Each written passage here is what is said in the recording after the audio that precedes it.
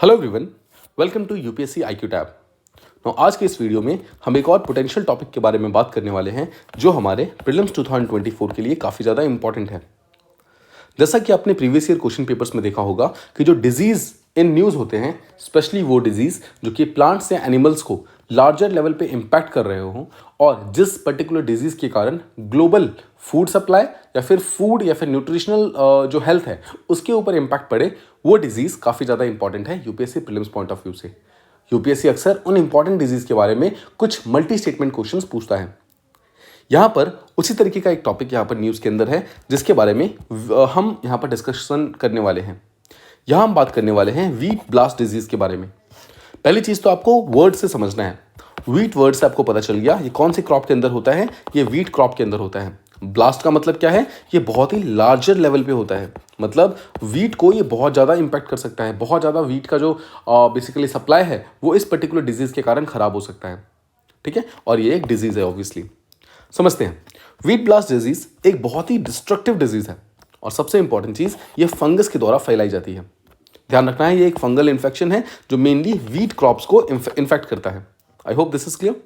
इसके अलावा अब वीट अगर इन्फेक्ट हो जाएगा तो वीट का जो दाना है या फिर जो वीट है यानी कि जो बेसिकली यहाँ पर गेहूं है वो यहाँ पर नहीं बन पाएगा या फिर नहीं उग पाएगा। उसके कारण पूरे के पूरे वर्ल्ड के अंदर जो फूड सिक्योरिटी है, फूड सेफ्टी है, न्यूट्रिशनल सिक्योरिटी है, इन सब के ऊपर कहीं ना कहीं थ्रेट आ जाएगा।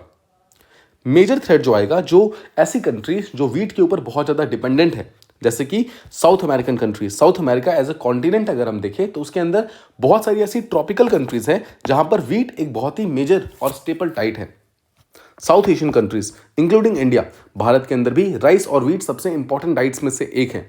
सो अगर ये पर्टिकुलर चीज़ यहाँ पर इम्पैक्ट करता है तो अलग अलग कंट्रीज को अलग अलग बेसिकली यहाँ पर डिग्रीज में ये इम्पैक्ट कर सकता है। ठीक है, अब देखिए, जैसा हमने डिस्कशन किया कि ये फंगस के कारण कॉज होता है और उस फंगस का नाम क्या है? फंगस का नाम है मैग्नापोर्थे ओरिजे पैथोटाइप ट्रिटिकम। ठीक है, सो मैग्नापोर्थे ओरिजे पैथोटाइप ट्रिटिकम नाम थोड़ा सा लंबा है, बट अगर हम इसको मल्टीपल प्रैक्टिस करेंगे तो ये डेफिनेटली याद हो जाएगा। और सबसे इंपॉर्टेंट चीज़ है, आपको बस एक यहाँ पर एक फेमिलियरिटी बनानी है। आपको बस ये पता होना चाहिए कि इस टाइप का कुछ नेम है जिससे वीट ब्लास्ट नाम का डिजीज जो है वो होता है। ठीक है, और इसका शॉर्ट टर्म जो है वो MOT है। ठीक है, सो मैग्नापोर्थो ओरिजे पैथोटाइप ट्रिटिकम ये इस पर्टिकुलर फंगस का नाम है जो कि इसको कॉज करता है। अब कैसे फार्मर्स को पता चलेगा कि उनके वीट को ये पर्टिकुलर डिजीज हो चुका है? तो उनके वीट के जो लीव्स होते हैं, जो स्टेम्स होते हैं, वो येलोइश कलर के होने लगते हैं। वो धीरे धीरे येलोइश से फिर व्हाइटिश कलर के होने लगेंगे और फिर वो टूट करके नीचे गिर जाते हैं।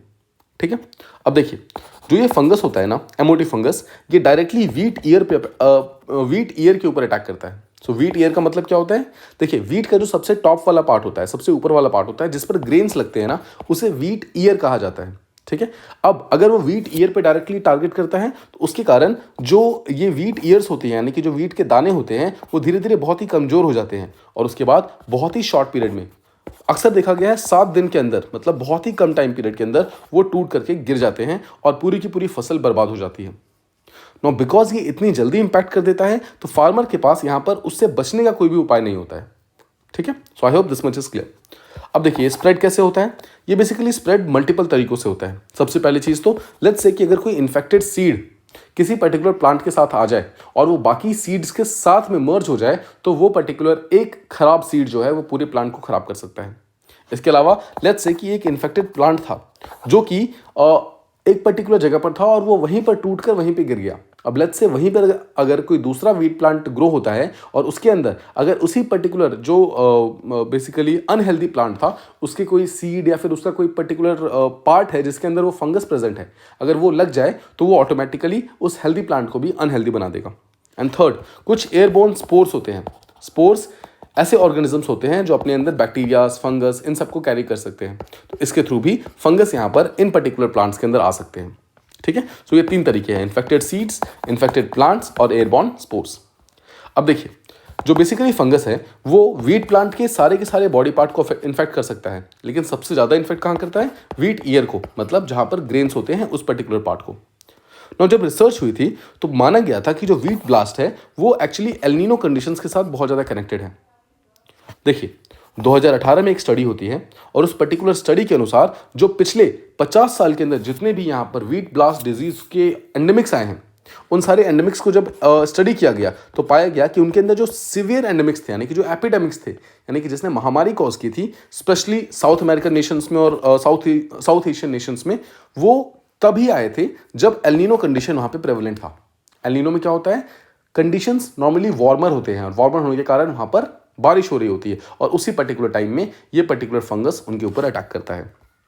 अब देखिए, वीट ब्लास्ट एक ऐसा डिजीज है जो अकेले दम पर पूरे वर्ल्ड में यानी कि ग्लोबल लेवल पे वीट का प्रोडक्शन रिड्यूस कर सकता है बाई 13%। 13% तक वीट का प्रोडक्शन जो है उसको रिड्यूस कर सकता है, जिससे कि आई होप आप समझ गए कि वीट ब्लास्ट को अगर रोका नहीं गया तो ये ग्लोबल फूड सिक्योरिटी को कितनी बड़ी नुकसान पहुंचा सकता है। और ऑब्वियसली अगर जो ये पर्टिकुलर वीट ब्लास्ट डिजीज है, अगर इसने धीरे धीरे इस फंगस ने खुद को यहाँ पर म्यूटेट करना स्टार्ट कर दिया तो कहीं ये बाकी क्रॉप्स को भी डायरेक्टली इंपैक्ट ना करना स्टार्ट कर दे, ये भी एक बहुत बड़ा डर साइंटिफिक कम्युनिटी के अंदर प्रेजेंट है। ठीक है, इसके अलावा देखिए सबसे ज़्यादा वल्नरेबल रीजन्स कौन कौन से हैं, तो साउथ अमेरिका और अफ्रीकन रीजन्स जो है सबसे ज़्यादा ये वल्नरेबल है। No, India and South East Asia जो हमने पहले देखा था वो बहुत ज़्यादा वल्नरेबल नहीं है। इसका मेन रीज़न ये है कि यहाँ पर गर्मी जब ज़्यादा होती है, स्पेशली एल नीनो कंडीशंस में यहाँ पर गर्मी ज़्यादा हो जाती है, और जब एक्सट्रीम गर्मी हो जाती है, स्पेशली जब 35 डिग्रीज सेल्सियस से ऊपर की गर्मी हो जाती है, तो वो जो फंगस है, एमओटी फंगस, वो सर्वाइव नहीं कर सकते हैं। ठीक है, तो आपको ध्यान रखना है, बहुत ज़्यादा एक्सट्रीम वेदर के अंदर भी वो सर्वाइव नहीं कर सकते हैं। And because of that India या फिर जो साउथ एशिया है वो यहाँ पर सबसे वल्नरेबल रीजन्स का पार्ट नहीं है। सबसे वल्नरेबल रीजन्स में साउथ अमेरिका और अफ्रीकन नेशंस है, जहाँ पर कंपैरेटिवली जो टेम्परेचर है वो रिड्यूस रहते हैं। ठीक है, अब माना जा रहा है कि भारत के ऊपर इसका इंपैक्ट बहुत ज़्यादा नहीं हो सकता है, कंपैरेटिवली भारत के ऊपर इंपैक्ट कम रहेगा, बिकॉज ऑफ ऑब्वियसली यहाँ पर जो गर्मियाँ हो रही है, यहाँ पर टेम्परेचर बहुत ज़्यादा इंक्रीज हो जा रहा है, स्पेशली 35 डिग्री से तो ज़्यादा ही रह रहा है। उसके कारण यहाँ पर जो पर्टिकुलर वीट ब्लास्ट का जो इम्पैक्ट है वो बहुत कम रहेगा। लेकिन यहाँ सोचने वाली बात यह है कि अगर लगातार क्लाइमेट चेंज के कारण भारत का टेम्परेचर बढ़ रहा है तो उसके कारण एक और बीमारी होती है वीट के अंदर, उसे कहते हैं टर्मिनल हीट स्ट्रेस। टर्मिनल का मतलब होता है last stage, last stage heat stress का मतलब है गर्मी के कारण जो वीट प्लांट है वो ग्रो ही नहीं कर पाएगा, उसके रूट्स प्रॉपर्ली बेसिकली ग्रो नहीं कर पाएंगे, उसके शूट्स प्रॉपर्ली ग्रो नहीं कर पाएंगे और कहीं ना कहीं वो पर्टिकुलर प्लांट जो है वो ग्रो ही नहीं कर पाएगा। सो भारत के अंदर जो गर्मी बढ़ रही है उसका सिर्फ एक फायदा ये नहीं है कि वीट ब्लास्ट यहाँ पर नहीं होगा, रादर एक घाटा ये है कि एक नया डिजीज टर्मिनल हीट स्ट्रेस यहाँ पर वीट प्लांट को डायरेक्टली इंपैक्ट करेगा, जिसके कारण ओवरऑल हमारा जो आउटपुट है, जो हमारी प्रोडक्टिविटी है वीट प्लांट की या फिर वीट क्रॉप की, वो ऑटोमेटिकली रिड्यूस हो जाएगी।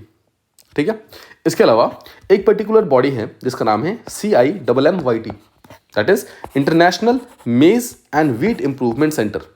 ठीक है, अब ये पर्टिकुलर सेंटर जो है ये काम कर रहा है वीट ब्लास्ट रेजिस्टेंट वैरायटीज को बनाने में, और 2 वैरायटीज इसने बना भी लिए हैं। एक का नाम है RMG8 एंड दूसरे का नाम है 2NS। अगेन आई होप आपको ये चीज़ मालूम होगा कि यूपीएससी यहाँ पर ये छोटे छोटे टर्म्स को डेफिनेटली पूछता रहता है। यहाँ पर एक बहुत ही अच्छा सा क्वेश्चन यूपीएससी पूछ सकता है कि RMG8 एंड 2NS, इनको under brackets recently seen in news are related to what, ऐसे क्वेश्चन पूछ देगा and it will give you 4 options, जिसके अंदर एक होगा they are wheat blast resistant plants. So आपको अगर यहाँ पर एक फेमिलियरिटी रहेगी RMG8 एंड 2NS के साथ में, तो आप बहुत ही इजीली इसको वीट ब्लास्ट डिजीज के साथ लिंक कर पाएंगे। उम्मीद करता हूँ आपको ये पर्टिकुलर चीज़ प्रॉपर्ली समझ आ गई होगी, इस पर्टिकुलर डिजीज़ के बारे में आपको प्रॉपर इन्फॉर्मेशन मिल गई होंगी एंड आपने इस पर्टिकुलर वीडियो से कुछ नया सीखा होगा। If you like this particular video, please do a like, share and subscribe, and thank you so much for listening.